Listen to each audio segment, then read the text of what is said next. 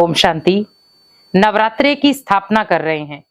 नवरात्रे की बहुत सारे लोग धूमधाम से तैयारियां भी कर रहे हैं, लेकिन हमें नवरात्रे की स्थापना में करना क्या क्या है। बहुत सारे लोग देवियों की स्थापना करते हैं, श्रृंगार करते हैं, बहुत सारी चीजें करते हैं, लेकिन हमें ये भी ध्यान रखना है कि देवियों का श्रृंगार, देवियों की भुजाएं और देवियों का कार्य क्या क्या था। नवरात्रे की स्थापना हम उन चीजों के लिए करते हैं जहां पर हम अपने घर की शुद्धि भी करते हैं और उसके साथ साथ देवियों से बहुत सारे वरदान भी लेते हैं। इसमें हम 9 देवियों की पूजा करते हैं, अलग अलग दिन अलग अलग देवी, लेकिन स्वरूप एक ही है, क्योंकि दुर्गा के ही हम नव दुर्गा रूप बनाते हैं। 9 स्वरूप है उनके और हर स्वरूप की कोई ना कोई गाथा है। वैसे ही हमें ध्यान रखना है, जब हम घर पर नवरात्रे की स्थापना कर रहे हैं, बहुत सारे लोग खेतरी उगाते हैं, व्रत रखते हैं, लेकिन उसमें कुछ नियम रखें। एक तो नवरात्रे के समय प्याज लहसुन घर पर ना लाएं, क्योंकि बहुत सारे लोग ये नियम अपनाते भी हैं, लेकिन बहुत सारे नहीं भी अपनाते, क्योंकि जो देवी देवताओं को भोग लगता है उसमें ये चीजें यूज नहीं होती हैं। बहुत सारे सोचते हैं देवी देवताओं को खिला दिया क्या बड़ी बात है, लेकिन भोग में हम उसे भोग क्यों कह रहे हैं? क्योंकि भोग शुद्ध माना जाता है। आप भोजन किस प्रकार का खा रहे हैं वो मायने नहीं रखता, पर आप भगवान को या देवियों को भोग किस प्रकार का लगा रहे हैं वो मायने रखता है, क्योंकि उसमें चाहिए शुद्धता। तो देवियों की स्थापना में सबसे पहले आप जब देवियों की स्थापना करें तो उनके निमित्त आप भोग बना रहे हैं, उन्हें थोड़ा शुद्धता के साथ बनाएं। कोई भी ऐसी तामसिक चीज ना हो जो आप भोग में यूज करें। तो आपको भोग बनाते समय थोड़ा सा ध्यान रखना है। और देवियों की स्थापना में साथ साथ आपको ये वाइब्रेशन लेने हैं कि जैसे देवियों ने असुरों का संहार किया, बुरी शक्तियों को नष्ट किया, वैसे अगर मेरे भी जीवन में कोई बुरी शक्तियां हैं, अगर मेरे मन में बहुत सारे नेगेटिव विचार हैं, तो मुझे इस नवरात्रे इन्हें खत्म करना है।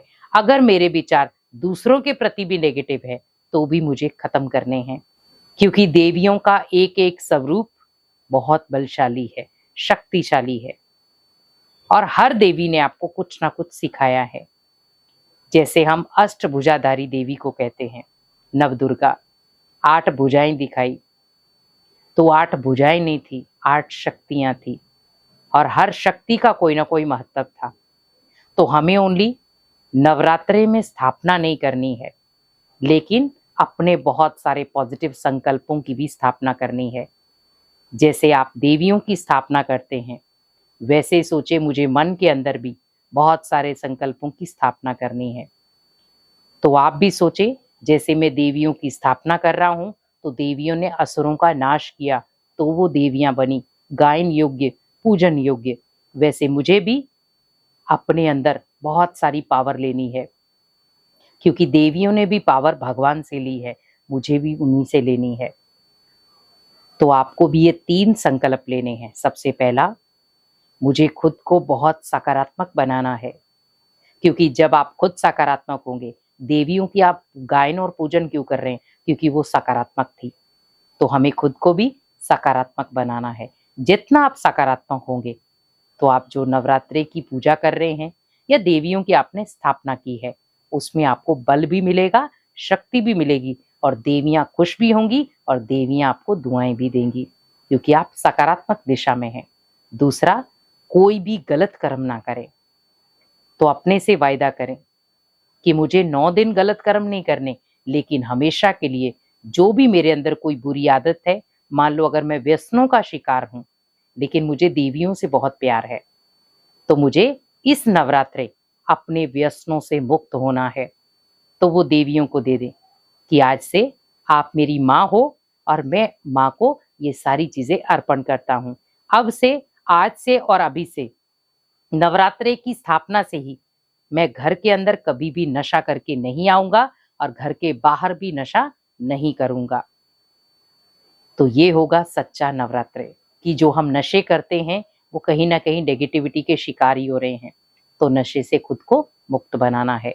तो इसीलिए इस नवरात्रे सोचे अगर मेरे अंदर कोई बुराई है तो मुझे इस नवरात्रे खुद उस बुराई को खत्म करना है, क्योंकि वो बुराई मेरे लिए इस समय असुर ही है, तो मुझे उसका संहार करना है।